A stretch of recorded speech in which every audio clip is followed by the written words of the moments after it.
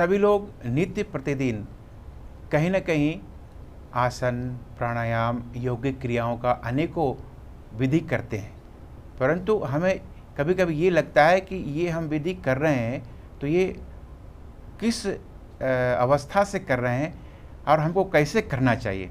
तो आपको सही विधि का ज्ञान होना बहुत ज़रूरी है और ये सभी लोग चाहते हैं कि हम जो भी कार्य करें वो सही विधि से करें।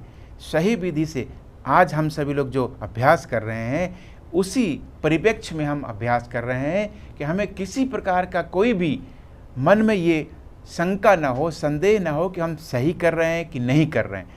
आइए आज हम सभी लोग जीवन के सबसे उत्तम विधा है यौगिक विद्या, योग साधना। हम जो भी कार्य करते हैं वो लगभग सभी कार्य में योग हमें सहयोगी बनता है, उपयोगी बनता है और कार्य तो ठीक, इसके साथ साथ में हमारे जीवन के संपूर्ण पहलुओं में या तो शारीरिक उत्थान हो, मानसिक विकास हो, बौद्धिक विकास हो, हमारे आध्यात्मिक उत्थान हो और अंत में योग तो हमें आत्मा को परमात्मा के साथ संबंध स्थापित करने में भी सहयोग प्रदान करता है, इसीलिए इसका नाम भी योग है। यौगिक पद्धति में कई प्रणाली है, कई प्रक्रियाएं हैं। महर्षि पतंजलि ने अष्टांगिक योग मार्ग हमें प्रदान किया है।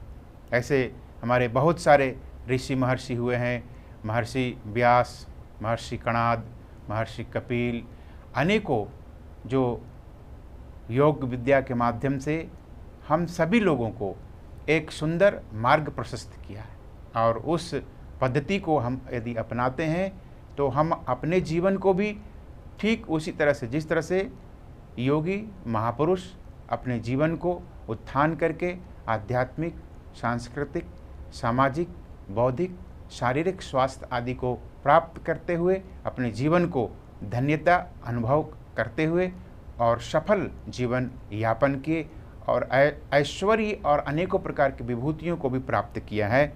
तो आइए हम सभी लोग बहुत कम समय में ही, थोड़े समय में ही अधिक उपयोगी बन जाए, ऐसा हम यौगिक साधना को आगे बढ़ाते हैं जो हमारे शरीर को स्वस्थ रखने में हमें कामयाबी बनाए, सफलता बनाए और शुद्ध, सात्विक और सफल यौगिक विधा से हम अपने जीवन को पूर्णतः सकारात्मक और सार्थक बना सकते हैं। आइए हम सभी लोग इस परम विशिष्ट विद्या को अपने जीवन में उतारने के लिए कुछ अभ्यास को आगे बढ़ाते हैं।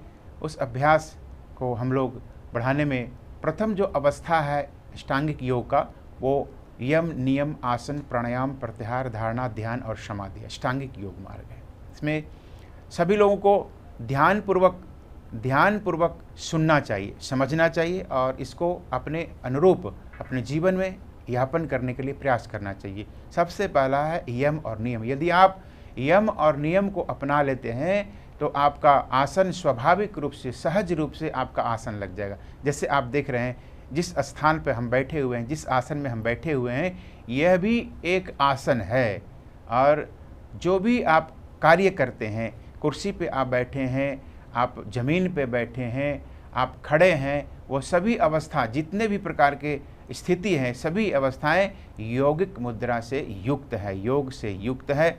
इसलिए हम सभी लोगों का यदि यम और नियम पूर्णतः सफलतापूर्वक हम अपने जीवन में उतारते हैं तो आसन स्वाभाविक रूप से लग जाता है। अब हम आगे बढ़ेंगे। जिस तरह से आसन हमारा स्वाभाविक रूप से लग जाता है तो ठीक उसी तरह से प्राणायाम भी हमारा स्वाभाविक रूप से संचालित होता है, क्योंकि शरीर का जो नियंत्रण है वो श्वास के माध्यम से नियंत्रित होता है। हम सभी लोगों के लिए श्वास अर्थात ऑक्सीजन, जिसे हम योग विधा के माध्यम से प्राणवायु कहते हैं, तो प्राणवायु जो है वही हमारे संपूर्ण शरीर को संचालित करता है, जगाता है, चैतन्य रखता है, इसलिए चेतन शक्ति भी उसे हम कहते हैं। तो हम अपने इस शरीर में जो विशिष्ट प्राणवायु है, उस प्राणवायु को किस तरह से अधिक मात्रा में, जितना अधिक आप श्वास प्रश्वास के माध्यम से प्राणवायु को, ऑक्सीजन को अपने अंतःकरण में स्थापित करने में आप सफल होंगे, उतना ही अधिक आपका आयु वृद्धि होगा, उतना ही अधिक आपका शरीर सौष्ठव अर्थात स्वस्थ बनेगा, शक्तिशाली बनेगा और मेधा, दिव्य चेतना से युक्त आपका जो मस्तिष्क है वो अनेकों प्रकार के भ्रांति, विक्षेप, द्वंद्व से मुक्त होकर के, अनेकों विक्षेपों से मुक्त होकर के शुद्ध, सात्विक और शाश्वत अवस्था को प्राप्त करता है। तो हम सभी लोग प्राणायाम के माध्यम से अपने इस प्रक्रिया को आगे बढ़ाते हैं। प्राणायाम हमारे जीवन के लिए अत्यंत उपयोगी है। अत्यंत उपयोगी इसलिए है कि चूँकि प्राण हमारे शरीर में यदि कुछ क्षण के लिए भी यदि नहीं स्थापित होता है, नहीं रहता है, तो शरीर शून्य हो जाता है, अर्थात 100 के बराबर हो जाता है। इसलिए हम अपने जीवन में जो सबसे श्रेष्ठ और उत्तम उपयोगी अभ्यास है प्राणायाम को, अब हम लोग इसके बारे में श्रवण करेंगे और इसे करने का जो विधा है सबसे शुद्ध और सात्विक और सहज और सरल, अत्यंत सहज और सरल विधा है। उसको आप किसी प्रकार के कोई मानसिक तनाव के बिना, बिना किसी प्रकार के कोई अवरोध के बिना, आप सर्वप्रथम आप ध्यान रखेंगे कि आप जिस स्थान पे बैठे हैं, जिस आसन पे बैठे हैं, वो सहज और शांत व स्थिर होना चाहिए। सुख आसन में आप आराम से बैठेंगे एक स्थान पर, जिस आसन में आप कुछ देर तक आरामदायक अवस्था में आप बैठ सकते हैं, शरीर में किसी प्रकार का कोई अवरोध उत्पन्न न हो, विकृति एवं विक्षेप उत्पन्न न हो। बिना विक्षेप के आप जिस आसन में कुछ देर तक बैठ सकते हैं उस आसन में आप बैठेंगे। उस आसन में ये भी हो सकता है कि आप सिद्धासन में भी बैठ सकते हैं, सुखासन में बैठ सकते हैं, अर्ध पद्मासन में बैठ सकते हैं, पद्मासन में भी बैठ सकते हैं, वज्रासन में बैठ सकते हैं, गोमुखासन में बैठ, इन सभी प्रकार के आसनों हैं। उन सभी प्रकार के आसनों में कोई भी एक आसन में आप अपने स्थान पर स्थापित हो जाएं और फिर प्राणायाम के लिए आप तैयार होकर अपने शरीर को पूर्णतः पहले तैयार करेंगे। आप सहज और शांत अवस्था में एक आरामदायक आसन में बैठ जाएं, अर्थात सुखासन में, जिसमें आप आराम से कुछ देर तक बैठ करके प्राणायाम की क्रिया को आप कर सकते हैं। तो सुखासन में आप बैठिए, दोनों हाथ को घुटने के ऊपर रखिए, ज्ञान मुद्रा एवं चिन्ह मुद्रा में।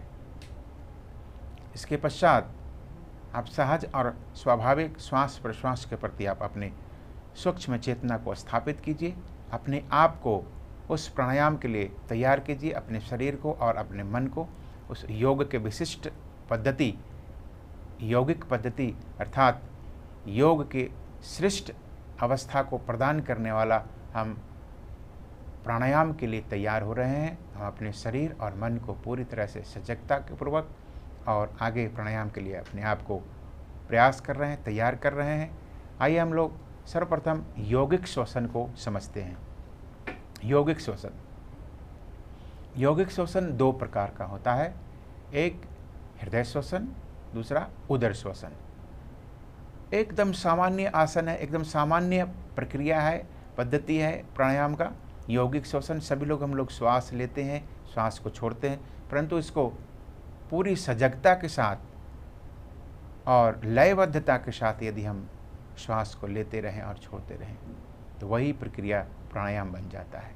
तो हम कोई काम कर रहे हों, ऑफिस में बैठे हों, वहाँ पे भी यदि हम उस लयबद्धता को स्थापित रखने में सफल रहें तो आपका कंटिन्यू प्राणायाम प्रारंभ हो जाएगा।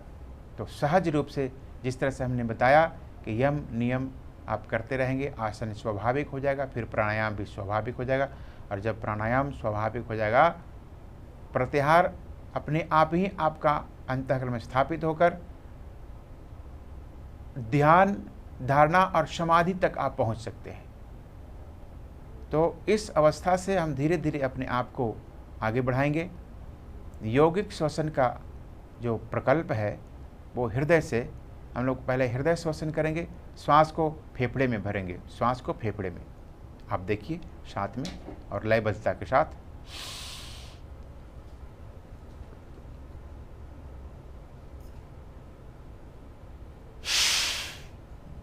बाहर, पुनः श्वास को हम अंदर भरेंगे,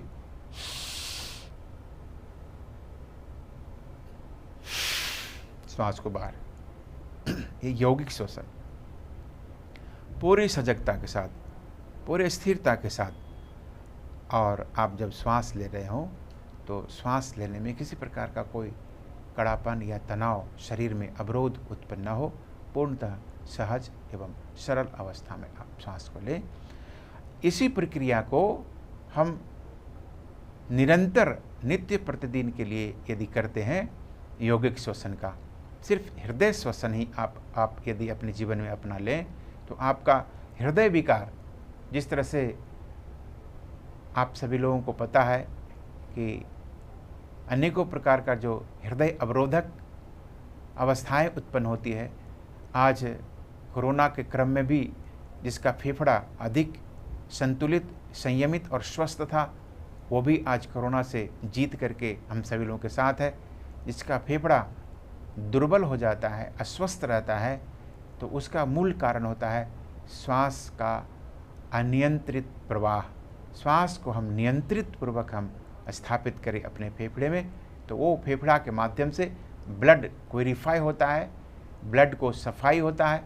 ब्लड जब पूरी तरह से साफ और स्वस्थ होकर के पूरे शरीर की अंग प्रत्यंगों में, शरीर के आंतरिक समस्त स्नायुओं में स्थापित होता है, तब हमारा शरीर पूर्णतः स्वस्थ और सशक्त स्वस्थ प्राप्त कर लेता है। इसलिए यौगिक श्वसन हम सभी लोगों के लिए बहुत अनिवार्य है। पुनः हम इसको एक बार पुनः देखेंगे, फिर यौगिक श्वसन की प्रक्रिया को आगे बढ़ाएंगे।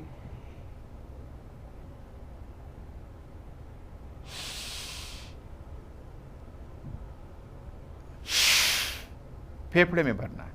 सिर्फ जब श्वास आप लेंगे तो फेफड़े को हम थोड़ा सा फैलते हुए अनुभव करेंगे। श्वास को हम ले रहे हैं फेफड़े में, श्वास फेफड़े में आप भरेंगे और फिर धीरे धीरे श्वास को छोड़ेंगे।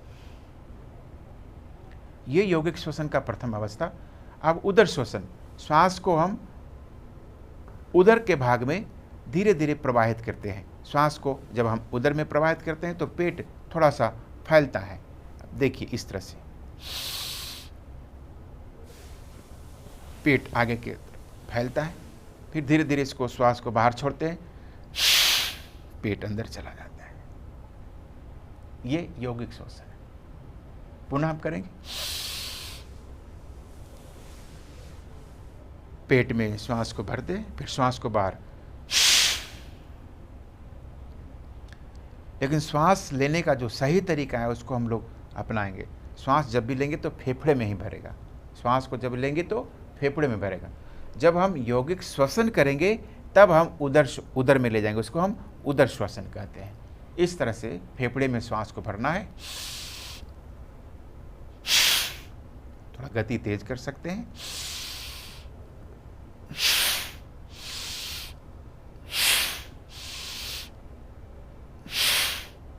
फिर उदर श्वसन।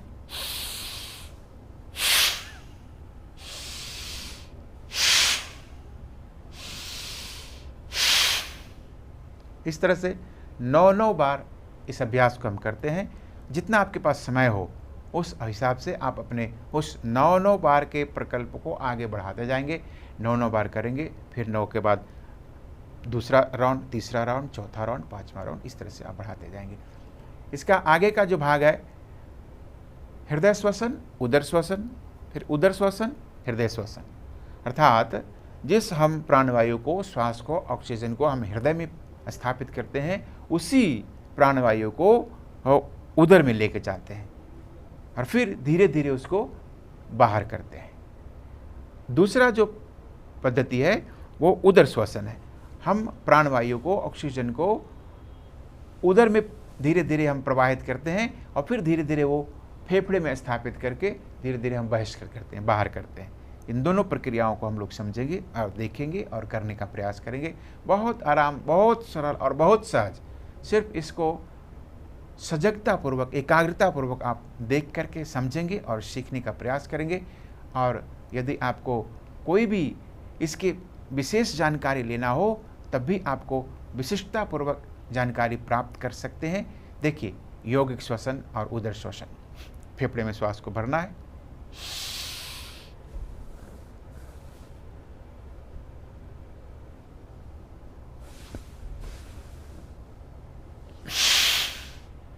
बाहर।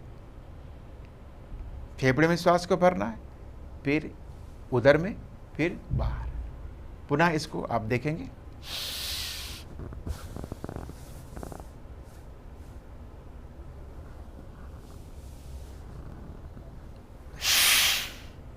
फिर बाहर।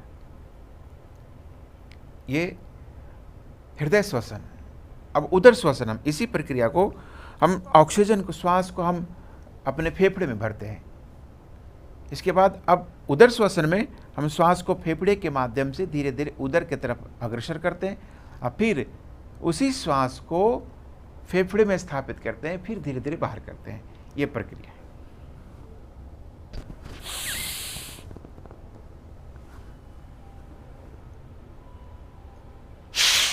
फिर बाहर श्वास को भरेंगे फेफड़े के माध्यम से हृदय में, हृदय से धीरे धीरे उदर में, और उदर के बाद धीरे धीरे फेफड़े, फेफड़े के बाद धीरे धीरे बाहर करते हैं। पुनः हम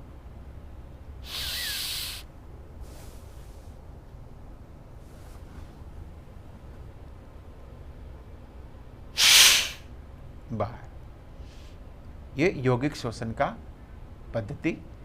पहले हृदय श्वसन, फिर उदर श्वसन, फिर हृदय श्वसन, उदर श्वसन, उदर श्वसन, हृदय श्वसन। ये यौगिक श्वसन, ये यौगिक श्वसन, इसका नाम है यौगिक श्वसन।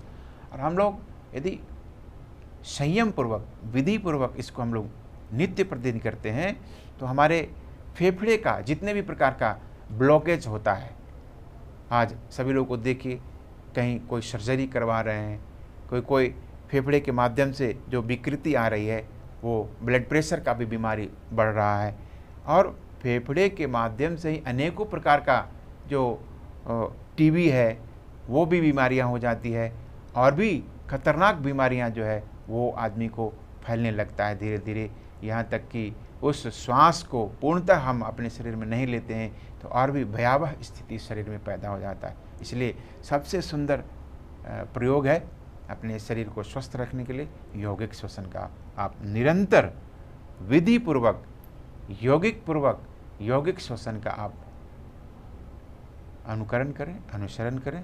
आपका हृदय, फेफड़ा, श्वास संयंत्र, श्वास नलिका और पाचन संयंत्र, उदर स्थान, लीवर, जिगर और पेट के अनेकों संस्थानों को शुद्ध करता है, सात्विक प्रदान करता है। अब इसके बाद हम आगे का जो अभ्यास है उसको हम लोग दोहराएंगे। यौगिक श्वसन के पश्चात हम लोग अनुलोम विलोम का अभ्यास करेंगे। अनुलोम विलोम, दोनों अंगुलियों को भ्रूमध्य में स्थापित करेंगे जहाँ पे आज्ञा चक्र है, और बाएं नासिका छिद्र से श्वास को, जो नासिका छिद्र आपका संचालित हो उसी से, ये नहीं कि बाएं से या दाएं से नहीं, देख लेंगे कि आपका कौन सा नाड़ी अभी संचालित हो रहा है, तो आप उसके दूसरे जो नासिका छिद्र है उसको हम बंद करेंगे, और जिस नलिका से श्वास प्रश्वास प्रवाहित हो रहा है हम उसी से श्वास को लेंगे और उसी से छोड़ेंगे।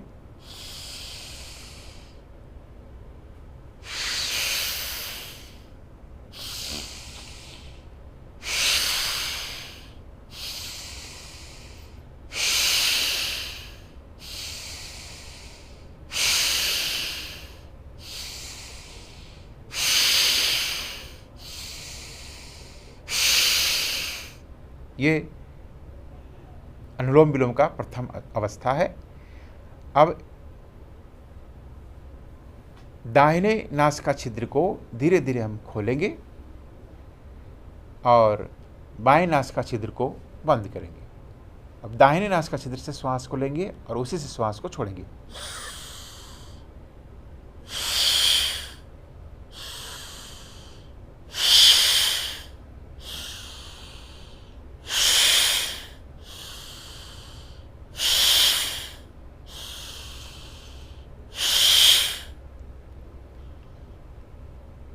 इसके बाद जब हम दोनों नासिका छिद्र से श्वास को लेते हैं और छोड़ते हैं तो दोनों नासिका छिद्र पूर्णतः स्वस्थ हो जाता है और अनुलोम विलोम को पूरी तरह से करने के लिए तैयार हो जाता है। इसलिए अब हम एक नासिका छिद्र को बंद करेंगे, दाहिने को, बाएं से नासिका छिद्र से श्वास को लेंगे और फिर दाहिने से छोड़ेंगे।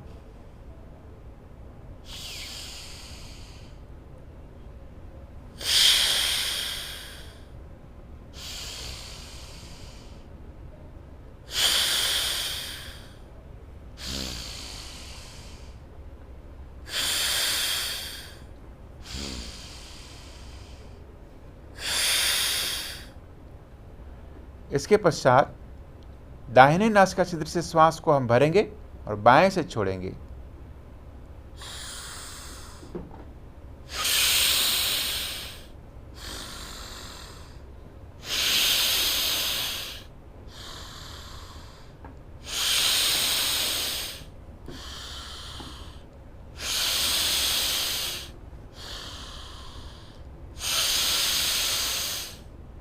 ये है अनुलोम विलोम का सहज प्रक्रिया। सहज प्रक्रिया आप सभी लोगों के लिए उपयोगी है। हम सभी लोगों के लिए, छोटे बड़े बुजुर्ग बच्चे स्त्री पुरुष कोई भी व्यक्ति आरामदायक स्थिति में आराम से इस अभ्यास को कर सकते हैं। इसके बाद अनुपात में भी इसको हम करते हैं तो ये बहुत आगे का अभ्यास है, इसको हम आगे के अभ्यास में रखेंगे। अभी हम इसी अभ्यास को अनुलोम विलोम को प्रथम खंड और द्वितीय खंड को ही अपने जीवन में उतारने का प्रयास करेंगे। फिर अनुपात के लिए हम आगे के सत्र में इसको रखेंगे। अब जब अनुलोम विलोम यौगिक श्वसन पूर्ण हो जाता है, फिर अनुलोम विलोम पूर्ण हो जाता है, इसके बाद हम भस्त्रिका, कपालभाति, उज्जयिनी, शीतली, शीतकारी, भस्त्रिका, कपालभाति, भ्रामरी, इन सभी अभ्यासों को पुनरावर्तन करते हैं, दोहराते हैं, आगे बढ़ते हैं। तो कुछ अभ्यास को हम लोग यहाँ जानने का प्रयास करेंगे। बहुत सहज और सरल जो अभ्यास है और आपके लिए बहुत उपयोगी है और शुद्ध व सात्विक अवस्था में इन सभी अभ्यास को हमें करना चाहिए, जो कि किसी भी प्रकार का कोई भी अवरोधक तत्व हमारे श्वास नलिका के माध्यम से अंतःकरण में प्रवेश न करे। ऐसा स्थान हो, शुद्ध एवं सात्विक स्थान हो, जहाँ पे धूल नहीं हो, धुआं नहीं हो, गंदगी नहीं हो और अनेकों प्रकार का मच्छर मक्खी से मुक्त हो और आपका वस्त्र पूर्णतः ढीला ढाला हो, जिससे फेफड़े को दबाव ना पड़ता हो, फेफड़ा भी पूर्णतः श्वास जब हम लें तो वहाँ तक वो फैल जाए, जिससे कि श्वास हमारे अंतःकरण में स्थापित हो प्राणवायु, तो फेफड़े में भी दबाव पूर्वक बल प्रदान करता हो। ऐसा कोई भी वस्त्र न पहने प्राणायाम करते हुए, जिससे कि आपका फेफड़ा दबता हो। आगे बढ़ेंगे। भस्त्रिका और कपालभाति। भस्त्रिका पूर्णतः सहजतापूर्वक करने का अभ्यास है। फिर इसको जब अभ्यासी दीर्घ काल तक, कुछ समय तक आगे कर लेते हैं तो फिर इसकी प्रक्रिया को आगे बढ़ाते हैं। पूर्णतः शांत व स्थिर अवस्था में आप किसी भी एक आरामदायक आसन में आप बैठेंगे। आरामदायक आसन में बैठने के पश्चात आप श्वास की प्रक्रियाओं को आगे बढ़ाते हैं। सहज व शांत अवस्था में हम विराजमान बैठे हुए। अब आगे भस्त्रिका और कपालभाति के लिए प्रयास करेंगे। लंबी और गहरी श्वास को अंदर फेफड़े में भरना है, लयबद्धतापूर्वक। लंबी और गहरी श्वास को बाहर छोड़ना है, पूर्णतः लयबद्धतापूर्वक। ये प्रक्रिया प्रथम, द्वितीय, तृतीय और अंतिम में अधिक गति में आगे बढ़ता है। तो हम पहले जो प्राथमिक अभ्यासी हैं उन लोगों के लिए प्रथम अवस्था से शुरू करेंगे। बहुत तीव्र गति में अभ्यास को न करेंगे, क्योंकि बहुत सारे बीमारी, बहुत सारे अवरोध, बहुत सारे गांठ, बहुत सारे विक्षेप हमारे मांसपेशियों में बना रहता है। यदि हम बहुत तीव्र गति में यदि अभ्यास करते हैं तो उसमें आपका शरीर धीरे धीरे हो सकता है कि आप उस अभ्यास के माध्यम से आपको ज़्यादा चक्कर आने का भी भय हो, या कहीं हार्ट में या मांसपेशियों में कहीं जो अवरोध हो, ब्लॉकेज हो, तो वहाँ पे पेन होने का भी संभावना है। इसलिए हम इसे बहुत सजगतापूर्वक, बहुत आरामदायक पूर्वक, बहुत ध्यानपूर्वक करने का अभ्यास करेंगे। आइए, लंबी और गहरी श्वास लेंगे अंदर, फिर धीरे धीरे बाहर फेफड़े से। फेफड़े में अभ्यास को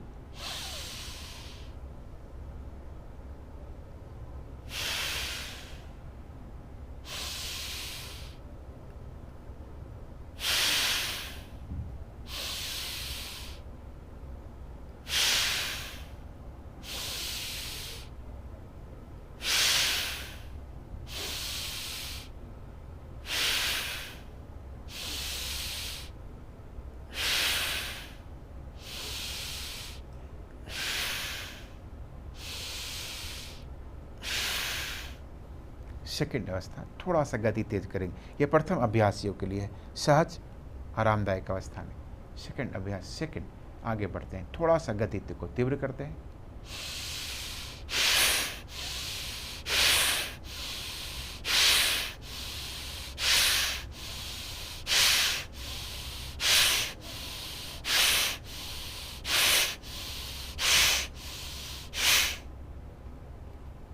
कुछ दिन तक जब हम दूसरे अभ्यास को करने लग जाते हैं, जब हमारे शरीर उस तरह से अनुकूलन क्षमता को प्राप्त कर लेता है, तब हम तीसरे स्टेप को बढ़ाते हैं। इससे भी थोड़ा सा गति तीव्र होता है।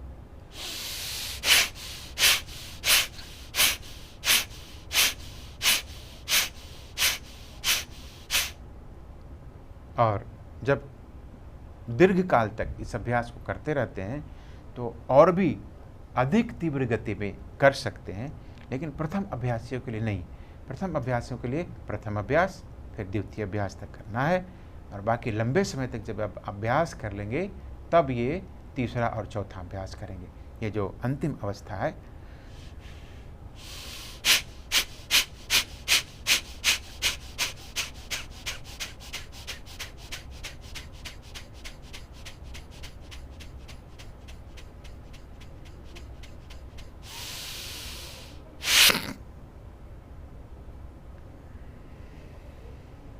ये लंबी और गहरी श्वास का अंतःकरण में प्राणवायु को स्थापित करने का पद्धति, लेकिन बहुत सजगतापूर्वक करने का, बहुत ध्यानपूर्वक, और ज़रूरत पड़े तो निर्देश भी लेने का। कोई भी अच्छे योग गुरु से आप इन सभी अभ्यासों को निर्देशन में आप करें, ज़्यादा उपयोगी होगा, फलदायी होगा। कपालभाति का अभ्यास, इन सभी अभ्यास को रोज, सबसे पहले तो आपको मैंने बताया कि यम और नियम को पालन करना अनिवार्य है यदि आपको स्वस्थ रहना है। और यम नियम के पश्चात आसन में नित्य प्रतिदिन आप बैठने का अभ्यास कीजिए। आसन करते हुए प्राणायाम के माध्यम से अपने प्राणवायु को, अपने ऑक्सीजन को, अपने आंतरिक चेतना को, अपने शक्ति को, ऊर्जा को और भी उर्वरा बना सकते हैं, ओजस्वी तेजस्वी बना सकते हैं। इसलिए प्राणायाम अनिवार्य है। कपालभाति हमारे शरीर के सभी प्रकार के जो आँख, कान, नाक, गला, गर्दन, सिर, चेहरा, इन सभी प्रकार के जो विकृति, विक्षेप, तनाव होता है, उन सभी को दूर करता है। जिस तरह से लोहार लोहे के बत्ती को चलाता है, जिस तरह से हाथी कभी कभी आप देखते हैं कि पानी भर करके सूंड से बाहर फेंकता है, तो कपालभाति उसी तरह से लंबी और गहरी श्वास को लेंगे, भरेंगे और फिर थोड़ा झटका से बाहर छोड़ेंगे। किसी वस्तु को जैसे हम पुश करते हो, फेंकते हो हाथ से, ठीक उसी तरह से श्वास को भी हम अंदर से आंतरिक ऊर्जा के माध्यम से उसको बाहर, इस तरह से प्रथम अभ्यासी को, प्रथम अभ्यास, द्वितीय, तीसरे, चौथे आरामदायक सहज अवस्था में।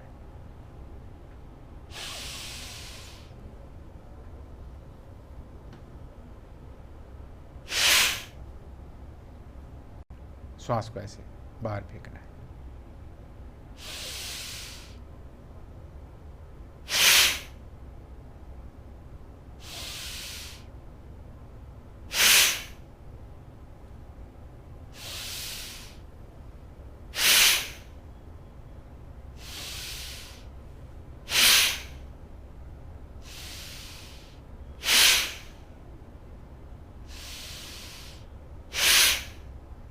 प्रथम अभ्यास।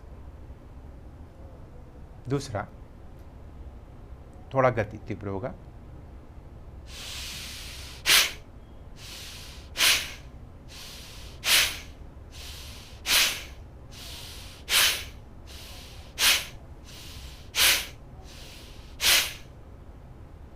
फिर जब कुछ निरंतरता बढ़ जाती है तब धीरे धीरे अभ्यास को अब बढ़ाते हैं।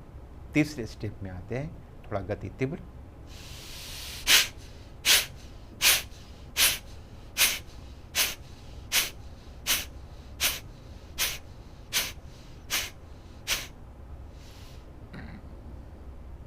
दीर्घ काल तक जब इस अभ्यास को हम करते रहते हैं तब और भी गति को तेज कर सकते हैं, बढ़ा सकते हैं।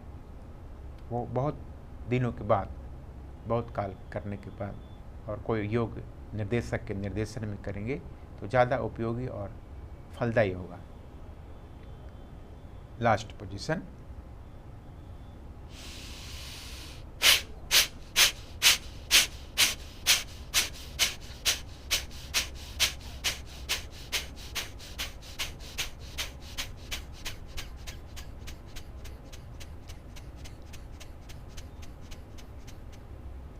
जितना समय तक आप इस अभ्यास को कर सकते हैं। आप 2 मिनट से स्टार्ट करेंगे, फिर धीरे धीरे 3 मिनट बढ़ाएं, 4 मिनट बढ़ाएं, 5 मिनट बढ़ाएं, 6 मिनट बढ़ाएं, 10 मिनट बढ़ाएं, 15 मिनट बढ़ाएं, आधे घंटे तक भी इस अभ्यास को कर सकते हैं और भी आगे आप बढ़ा सकते हैं। चलिए, परंतु पूरी सजगता, नियंत्रण, सहजता, सरलता, संयम के साथ में कपालभाति का अभ्यास हम लोगों ने पूर्ण किया। शीतली, बहुत अधिक अभी गर्मी है, कहीं ऐसे स्थान पे आप पहुंच जाते हैं जहाँ पे आपको पानी कम मिलता हो या नहीं मिल रहा हो या कुछ देर के बाद मिलने वाला हो, तो उस प्यास को बुझाने के लिए आप इस अभ्यास को उसी तरह से उसी समय उसको कर सकते हैं। दोनों, आप मुंह को धीरे धीरे जीभ के साथ नली नुमा आकार बनाएंगे, अर्थात जीभ को नली के समान बनाएंगे दोनों तरफ से मोड़ करके, और दांत के आगे अग्रभाग पर ओष्ठ से आगे मुंह से श्वास को लेना है और धीरे धीरे नासिका से श्वास को बाहर छोड़ना है, इस तरह से। और फिर जीभ को अंदर के और उस शीतलता को अनुभूति करना है, इस तरह से।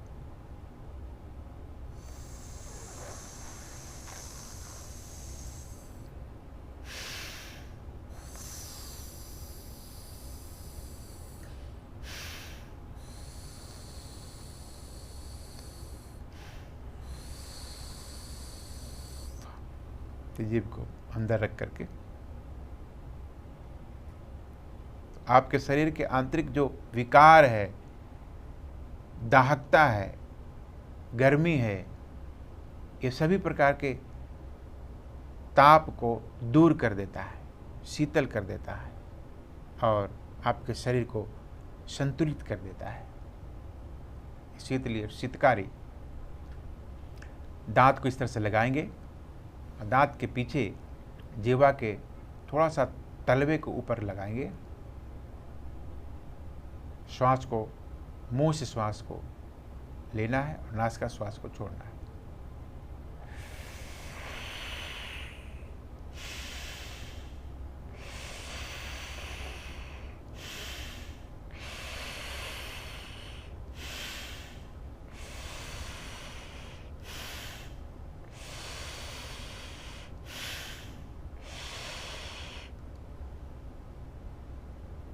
फिर मुंह बंद कर लेना है, फिर उस शीतलता को, उस ठंडक को महसूस करना है।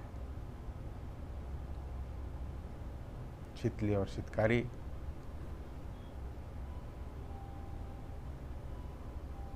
भ्रामरी प्राणायाम करेंगे, अंगूठे को कान में स्पर्श करते हुए चेहरे पे सभी अंगुलियों को लगाएंगे, पूरे शरीर को सीधा, कमर, गला, गर्दन, सिर, चेहरा संपूर्ण शांत व स्थिर, सहजतापूर्वक और लंबी और गहरी श्वास अंदर भरेंगे। नासिका से श्वास को बाहर छोड़ते हुए ओंकार, जिस तरह से भ्रमर स्वर को, ध्वनि को प्रदान करता है। ठीक उसी तरह से भ्रामरी प्राणायाम भ्रमर के गुंजार के समान, ये अभ्यास को करने से अनेकों प्रकार का लाभ है। जिसको अनिद्रा है, नींद नहीं आती है, या असंतुलित नींद है, असमय नींद आता है, उन सभी लोगों के लिए आवश्यक लंबी और गहरी श्वास, 3 बार ओंकार का उच्चारण करेंगे इसी अभ्यास में।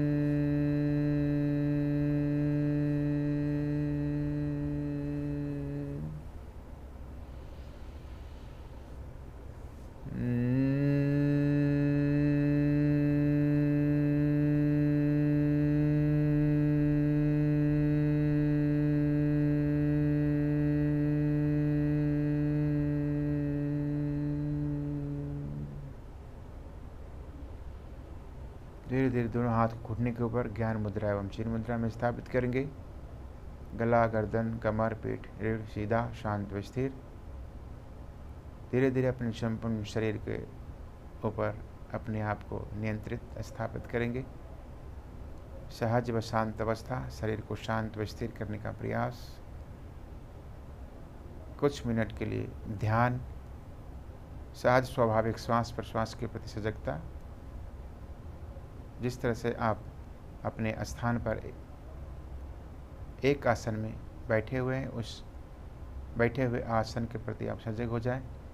दोनों पैर, दोनों हाथ, गला, गर्दन, हृदय, सिर, चेहरा, सिर से लेकर पैर तक आपका संपूर्ण शरीर शांत व स्थिर। नासिकाग्रभाग से स्पर्श करता हुआ गला, गर्दन, हृदय प्रदेश, उदर प्रदेश, शरीर के संपूर्ण स्नायुओं में दिव्य शक्ति, नई चेतना, नई ताजगी, नई स्पंदन, नई ऊर्जा प्रदान हो रहा है। इन सभी अवस्थाओं के प्रति आप सजग होकर भ्रूमध्य में ध्यान को केंद्रित करेंगे। भ्रूमध्य में ध्यान को केंद्रित करते हुए दिव्य ज्योति का स्थान, जहाँ पे आज्ञा चक्र है, ज्योति के माध्यम से निकलता प्रकाश शरीर के आंतरिक संपूर्ण अवयवों में दिव्य चेतना, नई ताजगी, नई स्पंदन प्रदान कर रहा है। आप अनुभव करें और उसे ध्यानपूर्वक देखने का प्रयास कीजिए। अब आप अपने अंतःकरण में शारीरिक स्थिरता और मानसिक संतुलन को स्थापित करने का प्रयास करें। श्वास के ऊपर आप ध्यान को केंद्रित करें। लंबी और गहरी श्वास लेते रहें और छोड़ते रहें। और भ्रूमध्य में एक दिव्य ज्योति का स्थान, ज्योति के माध्यम से निकलता प्रकाश भगवान सूर्य के माध्यम से अनेकों ऊर्जा के साथ आपके शरीर के अंतःकरण में आज्ञा चक्र के माध्यम से प्रवाहित हो रहा है। आपका शरीर पूर्णतः स्वस्थ, विकार मुक्त, अनेकों प्रकार के विक्षेप तनाव मुक्त, आप सहज, शुद्ध, सात्विक एवं सशक्त स्वस्थ शरीर से स्थापित योग के माध्यम से निर्विकार, निर्विचार, अनेकों प्रकार के किसी प्रकार के कोई विक्षेप से मुक्त, सहज व शांत अवस्था।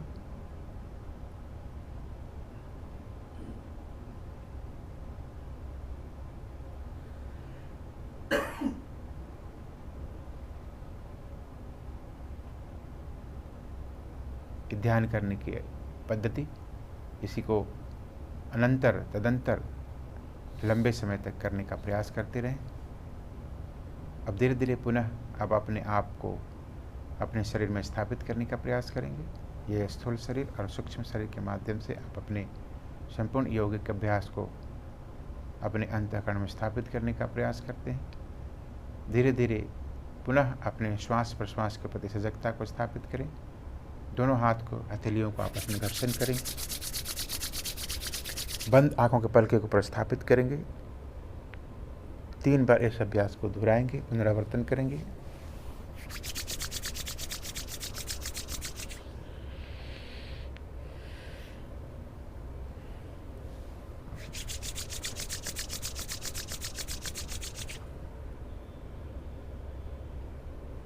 धीरे धीरे दोनों हाथ को नीचे घुटने के ऊपर, सिर को नीचे करते हुए आँख खोलेंगे।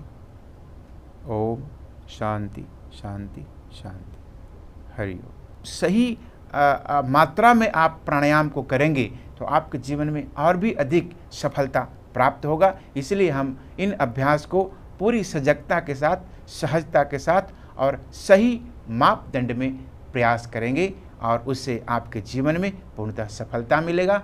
और इन सफलता से आप आने वाले पीढ़ी को भी आप मार्गदर्शन प्रदान कर सकते हैं, अपने जीवन को भी उपयोगी बना सकते हैं, आने वाली पीढ़ी के लिए भी उपयोगिता बनता रहेगा और विशिष्ट रूप से ये आगे और सभी लोगों को फलदायी बने। इन्हीं सभी शुभकामना के साथ पुनः पुनः आप सभी को पुनः पुनः साधुवाद, धन्यवाद। ओम।